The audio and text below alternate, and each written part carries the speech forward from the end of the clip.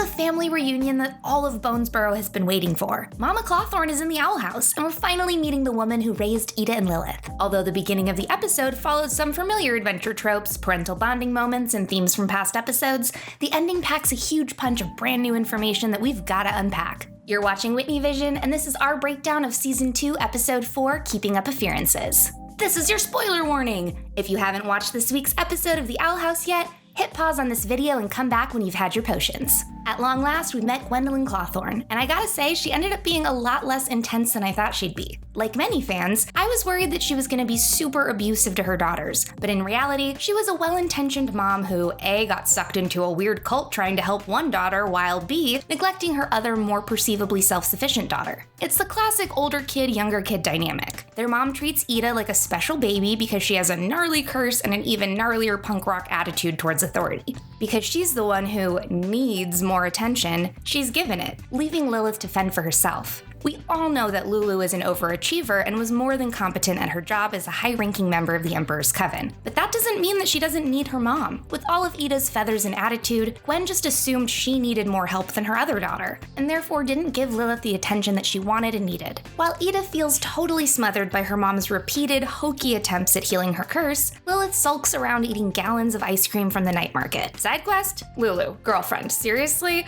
Did you have to give King severe daddy issues and then dip out of the owl house like that? He was perfectly chill, waiting around for his dad to come back and imagining their epic future together as father and son. And now he's filled with the kind of self-doubt brought on by your father abandoning you that can only be partially cured by becoming a comedian, or worse, a cartoon YouTube host. This is my elixir, baby. But seriously, I hope King finds his dad and that he doesn't suck. Anyway, while Lilith and King are having their sulk fest on the couch, Luz agrees to help Gwendolyn cure Eda of her curse. In exchange, Gwen promises to give her information about the outside world that might help her get back to her own mom in the human realm. But hang on, we'll dive way deeper into that whole thing later. Luz accompanies Gwen to her weird healer dude, and surprise, just like the fake wizard Adagast before him, Master Warlop turns out to be a total fraud. Fortunately, these guys are more Firefest, less horrifying puppeteer, but it's basically a similar theme. Although it's annoying and a huge waste of time that Gwen gets duped by a fake health guru, I can definitely empathize with what got her to this point. For starters, because nobody but Lilith knew the true cause of Eda's curse, I'm sure that part of her blamed herself for letting something so awful befall her youngest child. I think a combination of desperately wanting to heal her child, feeling like she should have protected her better, and wanting to create the illusion to the outside world that everything in their family life was okay, drove her to the ends of the earth in search of something that would cure Eda.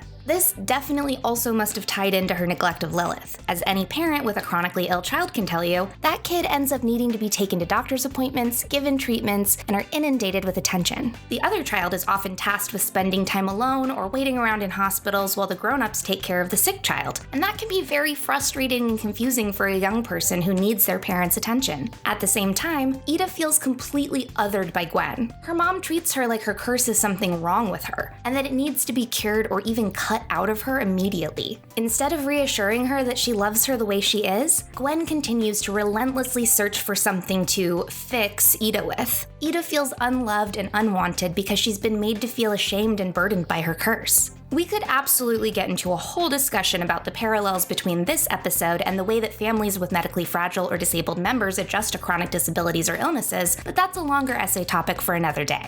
Of course, this behavior unintentionally pushed both of her daughters away, and what likely started off as a mother's undying love and willingness to do anything to save her daughter morphed into a series of annoying visits in which she'd force useless cures on Eda. Basically, she devolved from listening to experts and coven leaders to seeking out advice from randos she probably found on Greg's list. Although she initially poo-pooed the leader of the healing coven for giving Eda a brooch that would alert her when the owl beast was rearing its feathers, she's definitely not opposed to going the alternative medicine route now. All of her attempts to heal Eda failed because she was following the advice of a bunch of goblins in a trench coat, and she refused to listen to what her daughter was telling her. That the elixirs were working, that she had found something that made her more comfortable, and that she was living a happy life without need for further intervention. After an epic feathery kaiju battle in the sky, Gwen is able to pull her daughters away from their curses by apologizing to them for being kind of a bad mom. She explains to Eda that she never saw her curse as something she needed to change, and that she loves her exactly the way she is. She admits that she should have listened to her, and even buys her a whole new stash of elixirs with the money she stole back after scaring the shit out of Warlop's creature gang. Gwen also apologizes to Lilith for spending so much less time with her than Eda, and for not even knowing that she too was now sharing her sister's curse. Instead of getting mad at Lilith when she confesses that she was the one who cursed Eda in the first place, she tells them both how sorry she is that they had to carry that secret alone for so long. This scene was extremely touching and sweet, and because it's a cartoon, everything wrapped up pretty neatly for the Clawthorne family in the end. I know that because of the time constraints of the episode, this is just how the story played out. I don't know. Personally, I felt like this rapid 180 change in core beliefs and internalized behavior felt a little unrealistic, but like I said, it's a 20-minute cartoon, and for the time frame it was given, it was a really touching moment for these three. Especially for Lilith, apparently, who decided to move back in with her parents? I definitely did not see that coming. Like Hootie, I'm pretty devastated that she's leaving the Owl House so soon. I loved their friendship so much, and it was just getting started. I'm sorry, but Hootzifer does not get the level of affection he deserves from the other members of the house. They all just think he's kinda gross and annoying, but Lilith saw him for who he really is, a gross, annoying, extremely loyal, and lovable friend. I wonder why exactly they're taking her out of the main cast again so soon. I mean, I'm sure we'll see her again, but sending Lilith off to live with her mom and dad seems like it's taking a huge character away from the main story. They were all just learning how to write their own glyphs together. I'm sure the writers have a plan for her storyline, but I'm definitely sad to see her go so soon. But does Lilith living back home with both parents mean that we might get to meet their dad in the future? As Luz would say, when it comes to Eda's backstory, I am always curious. And speaking of always curious, the ending of this episode is gonna keep me up for the rest of the week. Gwen reveals that Luz is not the first human to come to the Boiling Isles, and that she may be able to learn more about how to get back to the human realm if she studies the clue they left behind in the library. She explains that extremely rare Titan's blood on the Isles can cause leaks between the two realms. Usually, only animals, plants, or garbage turn up, but in this instance, a human was brought through to the magical realm during one of these leaks. This supposedly happened when Gwen's great-grandmother was alive, but according to her story, he mysteriously vanished one day. We now know that there's more than one way to access the Isles, via Eda's door portal and via Titan blood leaks. But to be honest, we don't know much more about either. Eda's door simply appeared to her one day, again, like King's Island when she needed it most, and she has no idea where it came from. Not only did she keep it a secret for years, she and Luz haven't come across anything about it in any of their research on portals to the human realm, so its maker, previous owner, and how it was made is a mystery. Are y'all thinking what I'm thinking? I'm not 100% sure, obviously, but the second I heard all of that, I could not stop thinking about Emperor Belos. I've long suspected that he's possibly a human turned witch like Luz, but this might be the strongest evidence towards that theory yet. Not only does this dude chug palisman blood, cast magic in a wacky way from his scepter, and hide his true identity and appearance, he's also desperate as hell to get to the human world. He even lets the Owl Lady and her posse go in exchange for the door portal, despite previously saying that they needed to be made an example of, so we know it's of extremely high value to him. The Emperor's Coven has long wanted to be rid of the Bad Girl Coven's leader, so whatever Belos traded that for must be super important to him. Belos has already patched up that portal, and now all he needs is Luz's key to activate it. Does he want to get to the human realm so badly because it was his home long ago? If he's really as old as Eda's great-great-grandma, Homeboy has to be at least a century and a half old. This would explain why he needs palisman juice, robot parts, and that giant beating heart in his palace to keep himself alive. If he's been slowly replacing his failing body with cybernetic parts and holding it all together with magic, it makes sense that he's been holding on this long in hopes of returning to the human realm. And if Belos' son turns out to be the Golden Guard, perhaps he's not just trying to get himself home before he dies, but also to return his son to their real family. But if Belos isn't the human who got transported to the Isles via Titan blood, who is? It doesn't sound like he was anyone in the Clawthorne family, or Gwen likely would have known more about the story. Maybe it was someone long ago in the Blight family line, and it'll turn out that Amity has human blood in her too. Most likely, in my opinion, is that if it wasn't Emperor Belos, it has to be someone that we haven't been introduced to yet. At the tail end of the episode, we get a peek at what Mama Noceda is doing back in the human realm. And although I fully expected to see like a full-scale SVU investigation over a missing teenager back at Luz's house, what's actually going on is a whole lot scarier and weirder. Remember those bizarre misspelled letters Luz's mom received from her daughter from camp? Apparently, they were sent by a Luz doppelganger that has convincingly taken her place back home, and I'm just like, what?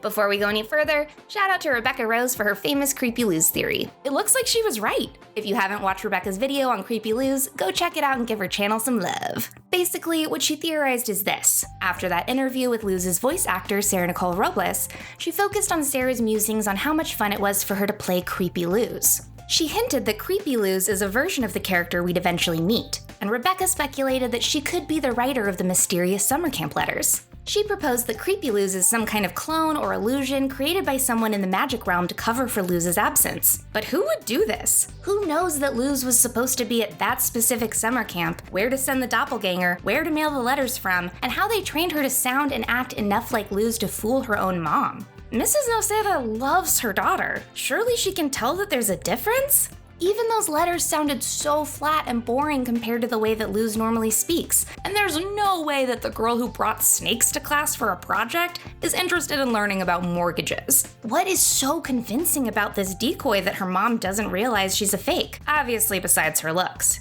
From this silhouette, we can see that her body is very similar to Luz, and I imagine that her face is as well if Mrs. Noceda isn't worried. Is Creepy Luz a threat, however? What are their intentions? Who are they being controlled by, or what's their real identity? Is this a highly advanced abomination, an illusion, or a body morphing potion of some kind? Did Rick Sanchez create a decoy Luz to take the place of C-137 Luz while she's off portaling? Is this character good or evil? Were they sent to help Luz keep her mom in the dark for a little longer while she figures out how to get home? Or were they sent to harm or even kill Luz's mom? Is Mrs. Noceda gonna have to fight her daughter's clone? Will Luz have to fight her own clone eventually? I need answers! Whoever sent the devil to take Luz's place must know how to access the human realm, and the information they have could help Luz get back home. I know we're already banking on the library clue to help, but Luz doesn't know about the doppelganger, so of course we won't see her go that route just yet. But I wonder who could have sent them? It has to be someone who has access to Titan blood or another portal, and they also have to know enough about Luz to create a passable clone. The only people who really know her that well are her friends and the crew at the Owl House, and I can't see any of them keeping Luz's home away from her. And Eda only knew how to use the door portal. She doesn't know where Luz was going to camp, so how could she have sent the doppelganger there? King has a motive for keeping Luz on the Boiling Isles because he loves her and doesn't want her to leave, but is he powerful enough to create a doppelganger and a portal? I don't think Belos is behind the doppelganger, because if he knew how to access a portal, he would have done it himself a long time ago. And Amity, Willow, and Gus are too loyal to Luz. If they knew how to help her, they wouldn't lie to her about it. The only person I can think of who might be able to do something like this is the Golden Guard, but he's Belos' golden boy. Wouldn't he have shared portal magic with his master before using it to perpetuate a teenage human's lie to her mom? For now, I'm filing this in the maybe we just haven't met this person yet column until we get a few more episodes along. Finally, let's talk about this week's mystery codes. During the scene where Gwendolyn brings Luz to meet Warlock, you can find the word puppet. This makes our Season 2 code Seething Seas and Puppet, which has interesting implications. To me, it sounds like this is a clue about Creepy Luz, possibly hinting that she's the puppet of someone like Belos, which would mean he could be directly controlling her. If that's true, then does Belos benefit from keeping Luz in the Boiling Isles? Why does he even care about keeping her mother in the dark? Could all this be recon so he can learn everything there is to know about his newest obstacle? We were seeing signs of Creepy Luz before our girl was even on Belos' radar, or so we thought, so perhaps this conspiracy goes even deeper. Kinda feels like a Chosen One prophecy might be at play here. Alternatively, what if Belos is the puppet? Could he be the figurehead that draws the heat away from a larger player? If the show wants to go full political allegory, I could see the Coven heads pulling the strings like lobbying special interest groups. More likely though, I think that there's one person behind the strings. What if it's the Titan? Or what if it's King's dad? Lilith did plant the seeds that King might not like who his dad truly is earlier in the episode. And Belos does use magic similar to John Luke from his father's island. They even got that same eye glow. Could another rock guardian be behind the mask? Any potential motives for this seem a little hazy to me, but it could always boil down to power. But I pass the question to you. Who do you think the puppet is in this code? Also, let me know your thoughts on the episode in the comments below. If you like what I do and you want to support me directly, check out WhitneyVision's Patreon. I'm Scarlet Wit, and you're watching WhitneyVision.